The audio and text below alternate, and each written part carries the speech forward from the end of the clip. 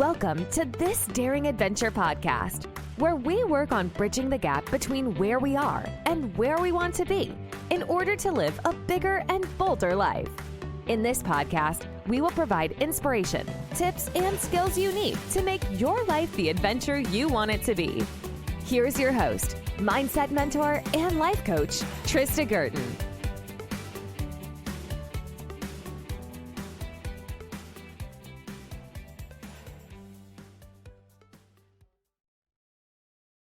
Hey everybody, welcome back. This is episode 66 on wasted time.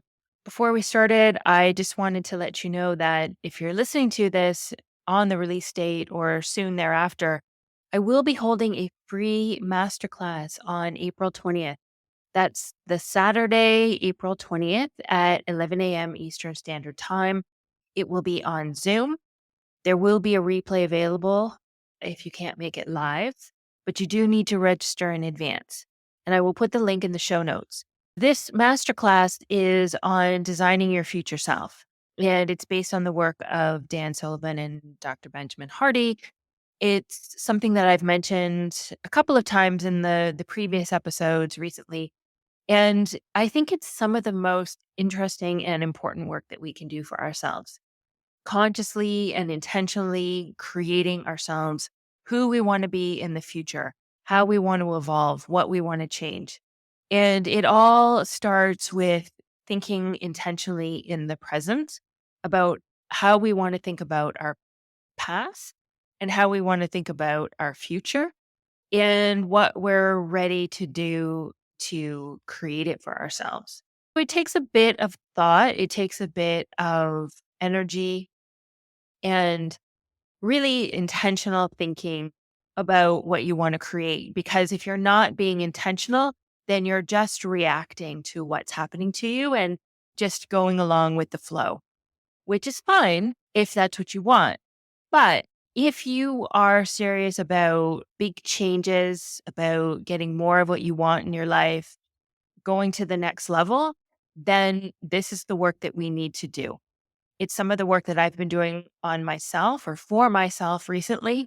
So I'm excited to share this with you and see where it takes you. The link will be in the show notes, and that's April 20th. The other thing I wanted to mention is that in case you didn't know, I do offer a free private coaching session with me. If you've ever been interested in trying coaching, this is your opportunity. You can come, bring any issue that you wish, any problem you want to solve. Let's talk about it. Let's get you coached.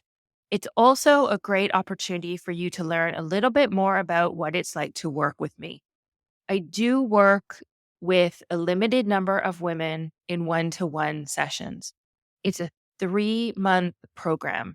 We go over cleaning up some of your past, some of your limiting beliefs, letting go of what has been holding you back and what's been keeping you playing small. We look at emotion, emotional flexibility, emotional resilience, and your mindset. Do you understand your brain? Do you understand how it's working? And do you know how to create intentional thought and show up in a way that you want? Because this is important if you want to create bigger and bolder results in your life. You need to manage your brain. You need to understand and manage your emotions. We also do a bit of work on your relationship with yourself, which is the most important relationship that you will have.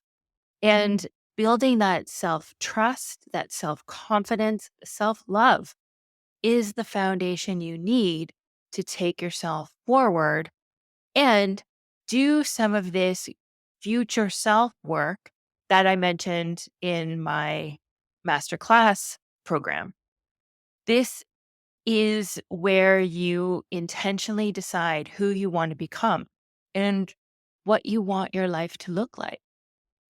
If you don't know what you want and you don't know where you're going, how can you get there? It's like a ship leaving a port. It has to have a destination. That's how it gets to where it's supposed to go.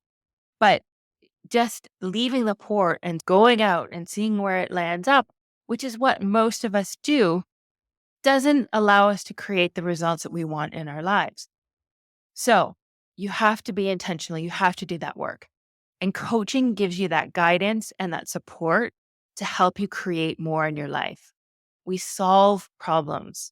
We learn, we grow, we set goals, and we think intentionally. The first step is to get on my calendar. The link will be in the show notes, and pick a date and time that suits you and come for this 45-minute session. It's an opportunity to really start the change that you're looking for. Because if you're feeling stuck, you don't have to stay that way. And if you're feeling that you are meant for more, it's because you are. As human beings, we are designed to grow and to evolve. I believe that's why we're here. So let's do some of that work together. It's some of the best work we can do for ourselves. All right, enough. Let me get into the episode. Today, I wanted to talk about wasted time. And this is what I have heard from several clients over the years. And I know it was something that I struggled with in the past. I'm sure we can all relate, and we all have some sort of story about how we paid for a course or had a relationship or signed up for something, paid some money, did something that we felt either maybe was a mistake, that it wasn't what we wanted. We changed our mind. It just didn't work out the way we thought it would. And our default setting, I think, or our default mindset is to say that was a waste of time and we can't get that time back. We can't get that money back. And therefore, it's a net loss. But I think that is a misconception. And it doesn't have to be a thing. It doesn't have to be a thing. When we take the time to embark on something new, whether it is a relationship, whether it is a course, whether it is a degree, whether it is a job, a move, whatever it is, I think it takes a lot of bravery. It takes a lot of courage. It is a great adventure. And we should always be proud of ourselves for trying something new. And most recently, I was speaking with a client who was interested in starting a new career at the age of 50. She was looking at going back to school for a degree that would take her 4 years. And she was unsure whether she should go ahead with it. Not so much because of the money, but that she would start and that maybe she would get into it and find that she hated it, that she couldn't do it, or that it was just a mistake and she didn't want to continue. And her thoughts about it and her thoughts about herself were that it was a stupid mistake. She was concerned about other people judging her. She was concerned about her own judgment, that she wasn't able to stick with things, that she was giving up too easily, that she hadn't thought this through properly, and that somehow she had done something wrong, or that she should have known better in advance, and that when she made this decision that she wasn't thinking clearly. She was judging herself in advance, thinking that if she quit, it would because possibly that she found it too hard, she was scared, and that she wasn't committed. So all of this had played out in her head in advance, even though none of it was real. It was just something that she was afraid of. And so one of the things I told her was that this makes sense.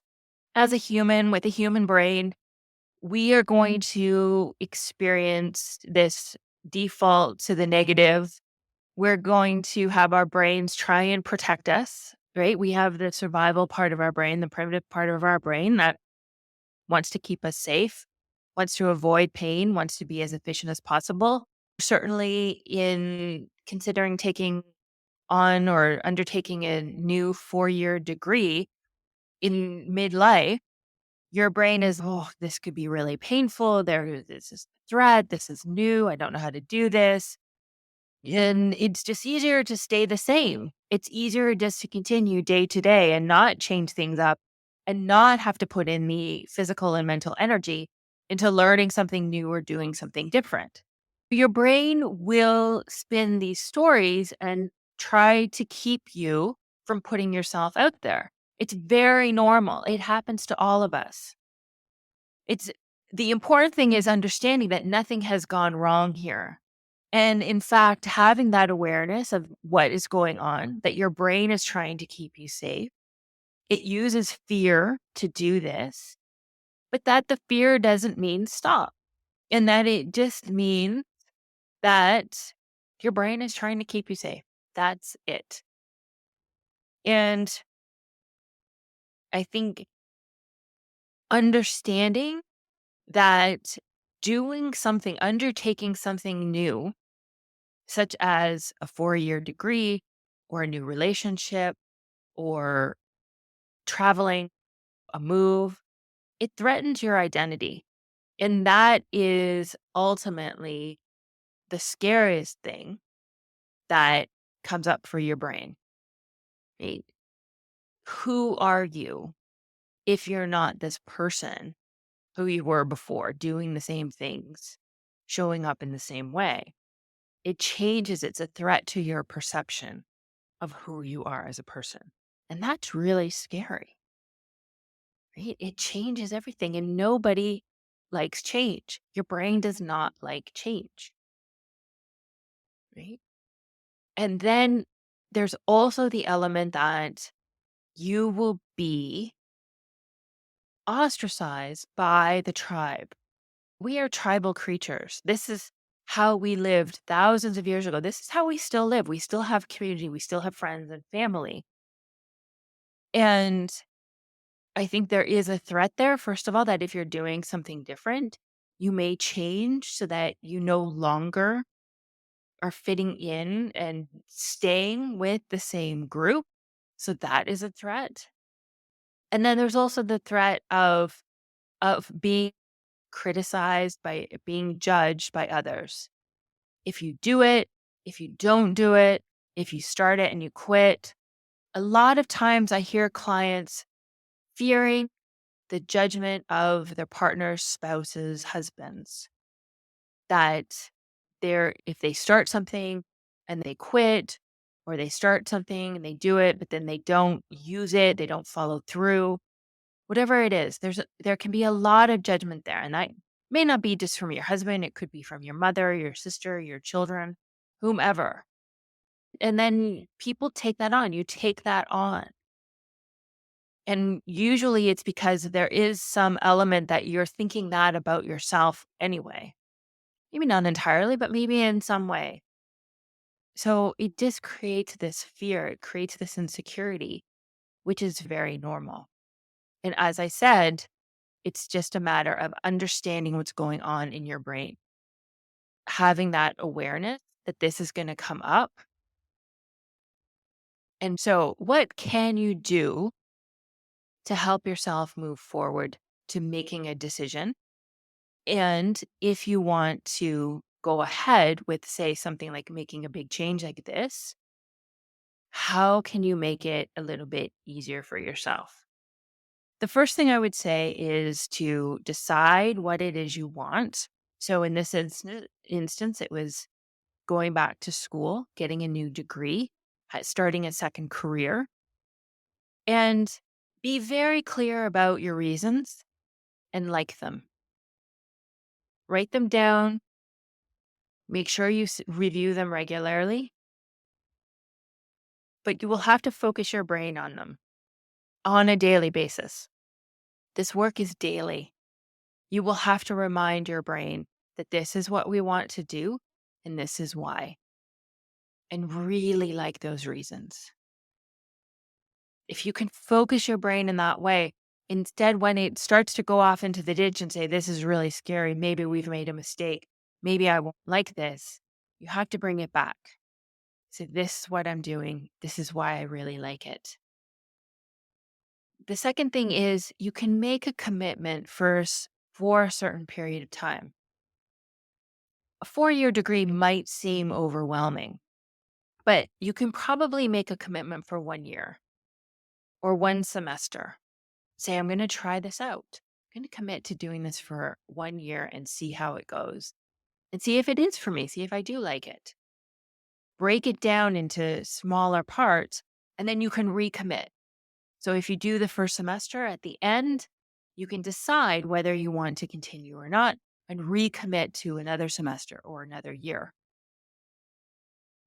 Then, once you've gone through that initial period, so let's say it is an initial 1 year, then that's your opportunity to reevaluate. Decide if you like it, if you want to continue or not.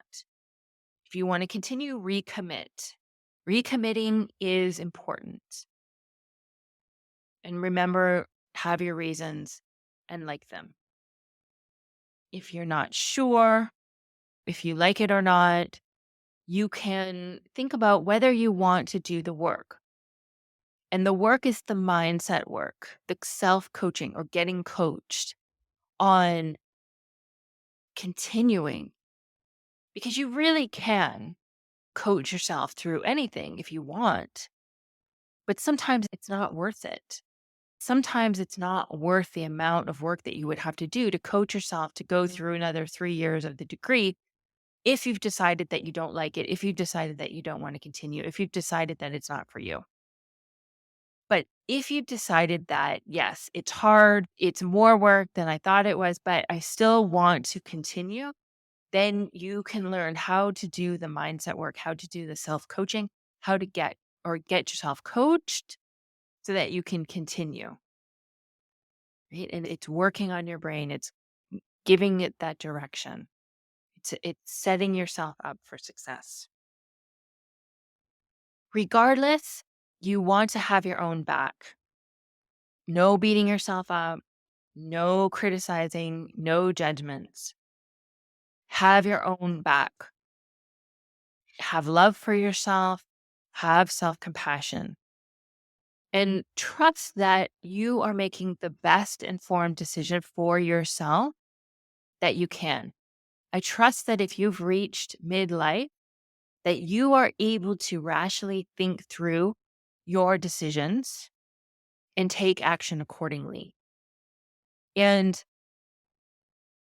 it's not going to be impulsive. My client was worried that she was making an impulsive decision to go back to school and to take this degree. I don't believe that's the case. And you can look for evidence that it's not impulsive, that you are thinking this through and that you are clear. Again, go back to deciding why you want to do this and your reasons for it and liking them. But have your own back that you're making the best informed decision at this time and that you've decided on the info that you have available. You might start the degree, you might get into the program and see that maybe this isn't for you. Maybe it's not what you thought it would be. Maybe it is more work than you wanted, or maybe it's not enough.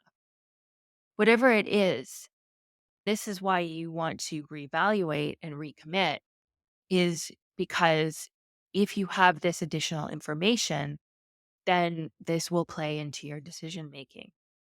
It's okay that you didn't have this information before when you made the initial decision. You won't be able to have all the facts. You won't be able to know exactly how it's going to be. And that's okay. There's always going to be a part or a portion of risk and uncertainty and unknown when we embark in new ventures. And that's okay. Do the best you can and then trust yourself and have your own back that you have done the best you could. No beating yourself up, no judgment, only love and self compassion. Then Let's say, worst case scenario, you decide that you've done a year of the degree and it's not for you and it's not what you wanted. Make sure that when you think about it or when you talk about it, you frame it in a way that serves you. Aside from not beating yourself up and not judging yourself and not criticizing yourself, you want to make sure that you tell yourself a story about it that has an upside, that makes you feel okay about the investment, the time, the decisions that you've made. So, telling the story that it's a waste of time or waste of money or waste of energy is not going to help. Think of it as research and development. Think of it as an opportunity to learn and grow more about yourself, about what you want, about what you don't want, about life, whatever it is. Find the opportunity in it. Look for the evidence that somehow you have learned something from this. You have grown. And maybe it's not evident in the first few moments or the first few days or weeks, whatever. But look for it. Trust that it is there and you will find it. What you look for, you will find. And you can go around telling the story that you wasted your time, you wasted your money, whatever it is, but there's no upside to that. It's not going to serve you, it's not going to make you feel good. So tell yourself a story that's equally true about how it was okay, that it was worth your time, that you learned something from that it was research and development. Wasted time is not a thing. It's not a thing. It's only a story that you make up and tell yourself, but it's not a fact. So don't hold that against yourself. Right? The fact is that you have no idea what you would have done otherwise, how you would have spent your time, whether you would have spent it more constructively or learned something different or better. You have no idea.